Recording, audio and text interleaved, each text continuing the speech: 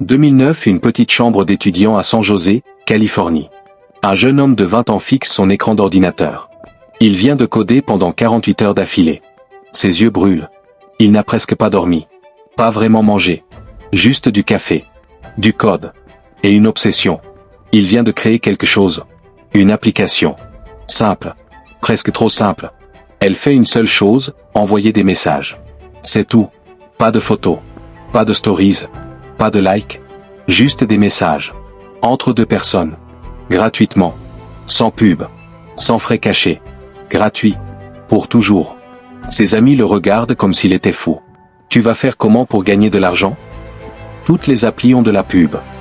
Ou un abonnement. Tu ne peux pas survivre gratuitement. Il hausse les épaules. Je trouverai. Aujourd'hui, cette application s'appelle WhatsApp. Et elle compte plus de 2 milliards d'utilisateurs actifs. 2 milliards. C'est l'application la plus utilisée au monde. Plus que Facebook. Plus qu'Instagram. Plus que TikTok. Des milliards de messages envoyés chaque jour.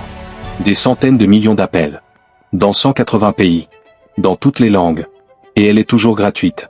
Pas de pub. Pas d'abonnement. Rien. Gratuite.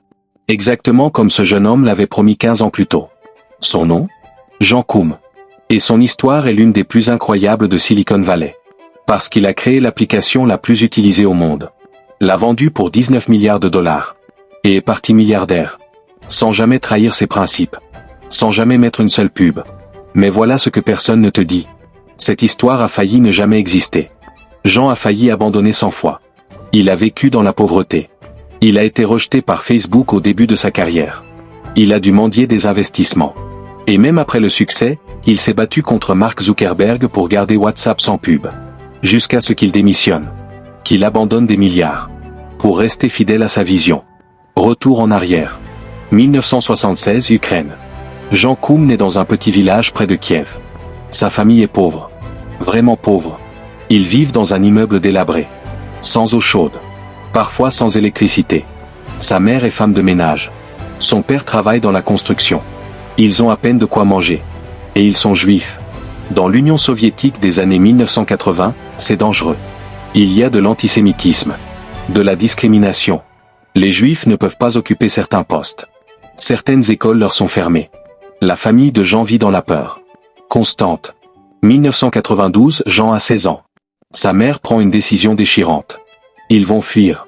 Quitter l'Ukraine. Demander l'asile aux États-Unis. Ils laissent tout derrière. Leur maison. Leurs amis. La famille étendue. Le père de Jean reste en Ukraine. Il ne peut pas venir. Trop de complications. Trop de risques. Jean et sa mère arrivent en Californie. Avec rien. $0. Zéro connexion. Ils ne parlent pas anglais. Ils s'installent dans un petit appartement à Mountain View. 2 pièces minables. Sa mère trouve un job de babysitter. Jean commence le lycée. Il galère. Il ne comprend rien. Il est isolé. Seul. Mais il découvre les ordinateurs. Au lycée, il y a une salle informatique. Avec des vieux PC. Jean passe ses pauses là-bas. Il apprend à coder. Tout seul. Il lit des manuels. Il teste. Il expérimente. Les ordinateurs ne jugent pas. Ils ne se moquent pas de son accent. Ils répondent juste à ce qu'il code. 1997, Jean a 21 ans. Il décroche un job chez Yahoo. Comme ingénieur en infrastructure. Il n'a pas de diplôme universitaire. Juste ses compétences autodidactes. Mais Yahoo l'embauche. Parce qu'il est brillant. Vraiment brillant. Pendant des années, Jean travaille chez Yahoo. Il grimpe les échelons. Devient un ingénieur senior. Il gagne bien sa vie. Enfin. Pour la première fois de sa vie, il n'a plus à s'inquiéter de l'argent. Il peut aider sa mère. Lui offrir une meilleure vie. Mais en 2007, catastrophe.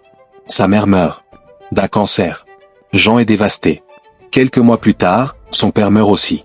En Ukraine. Jean n'avait pas vu son père depuis 15 ans. Maintenant, il ne le reverra jamais. Jean est orphelin. À 31 ans. Il tombe dans une dépression profonde. Il quitte Yahoo. Il ne sait plus quoi faire. Pendant des mois, il erre. Il voyage. Il essaie de trouver un sens. Un but. 2009, Jean revient en Californie. Il a besoin de travailler, de s'occuper l'esprit. Il postule chez Facebook. Ils viennent de lever des fonds. Ils explosent. Jean passe les entretiens. Et il le rejette. Pas le bon fit. Jean encaisse. Une de plus. Il essaie autre chose. Il veut créer une start-up. Avec son ami Brian Acton. Ils se sont rencontrés chez Yahoo. Brian a aussi quitté. Il cherche une idée. Quelque chose de nouveau, d'utile, qui résout un vrai problème. Jean observe autour de lui. Il voit que tout le monde a un smartphone maintenant. L'iPhone vient de sortir. Android aussi. Les gens envoient des SMS. Mais les SMS coûtent cher. Vraiment cher. Surtout internationalement. Sa famille en Ukraine, ses amis, ne peuvent pas se permettre de lui envoyer des SMS régulièrement. Et Jean pense à son enfance. En Ukraine.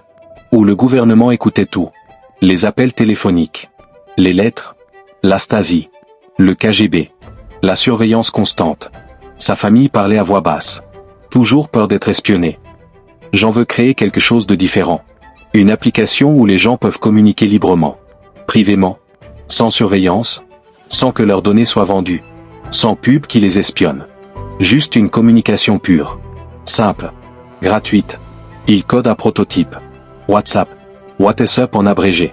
Une application qui utilise Internet pour envoyer des messages. Pas le réseau SMS. Donc c'est gratuit. Peu importe où tu es dans le monde. Tu peux envoyer un message à quelqu'un à l'autre bout de la planète. Sans frais. Le design est minimaliste. Pas de fioritures. Pas de féatures inutiles. Juste une liste de contacts.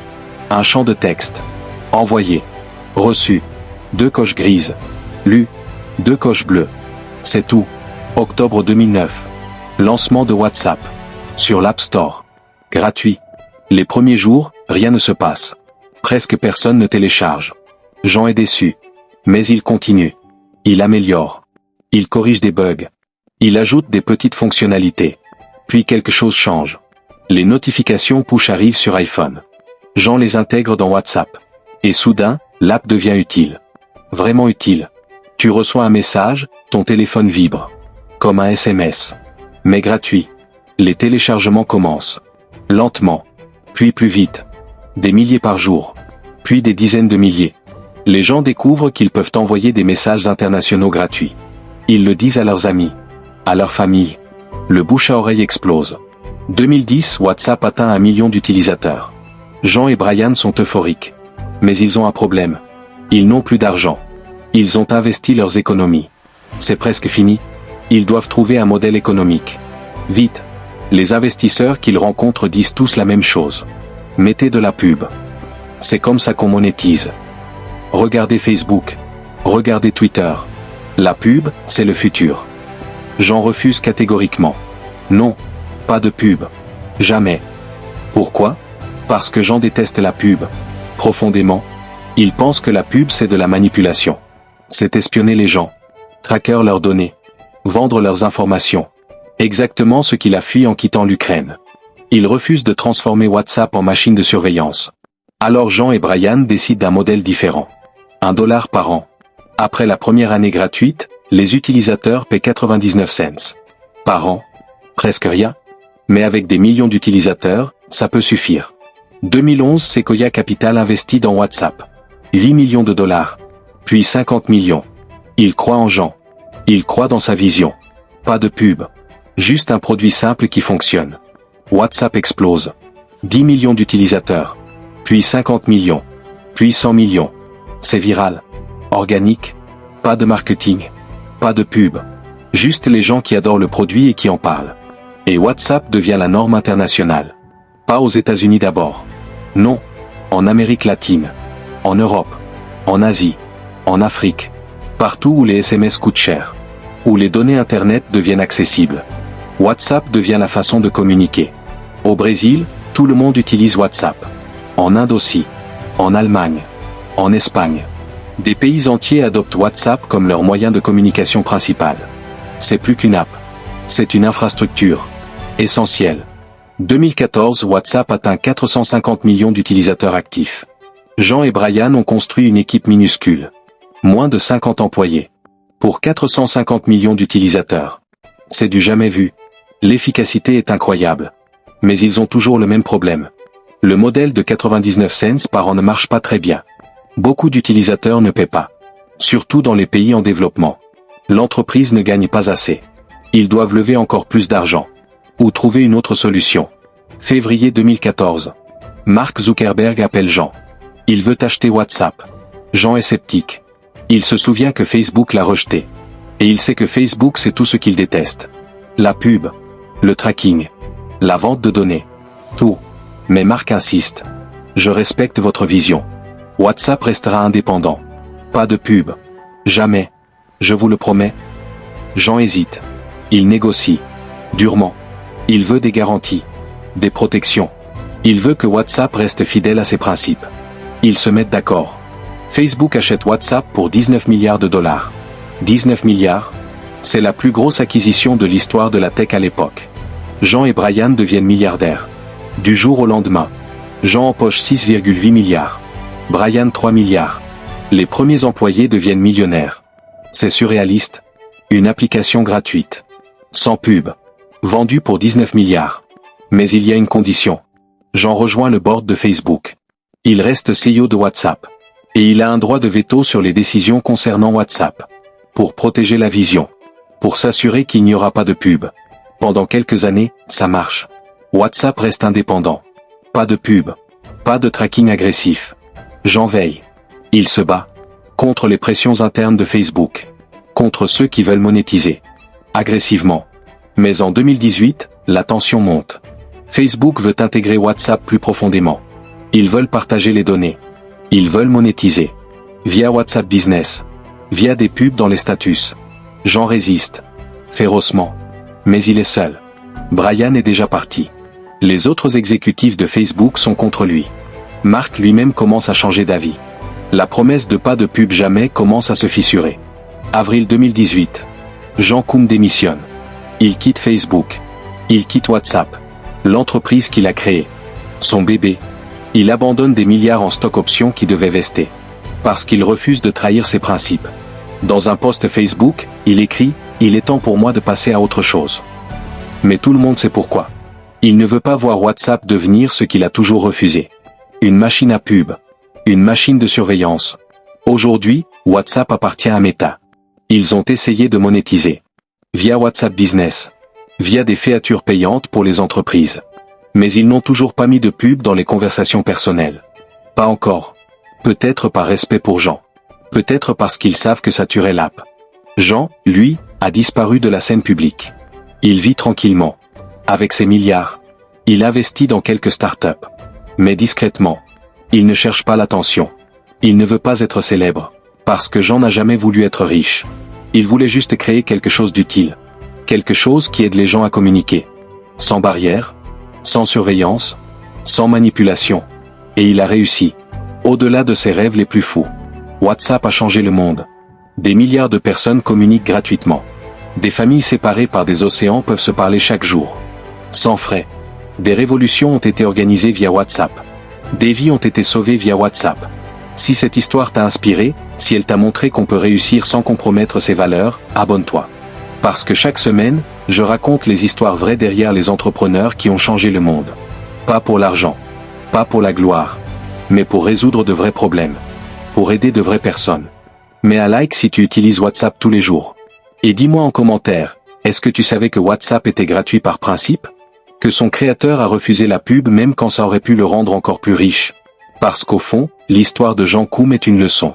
Sur l'intégrité. Sur les principes. Sur le fait de rester fidèle à sa vision. Même quand tout le monde te dit de faire autrement. Jean aurait pu mettre de la pub dès le début. Il aurait gagné des centaines de millions. Des milliards peut-être. Mais il a refusé. Parce que ce n'était pas pour ça qu'il avait créé WhatsApp.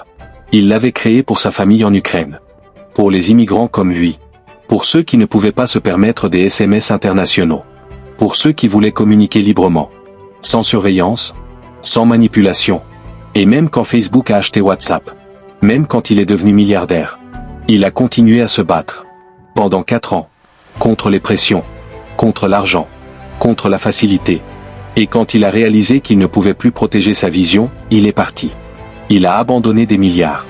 Littéralement. Parce que l'argent ne valait pas la trahison de ses principes. Combien de gens feraient ça? Combien de PDG abandonneraient des milliards pour rester fidèles à leurs valeurs? Presque personne.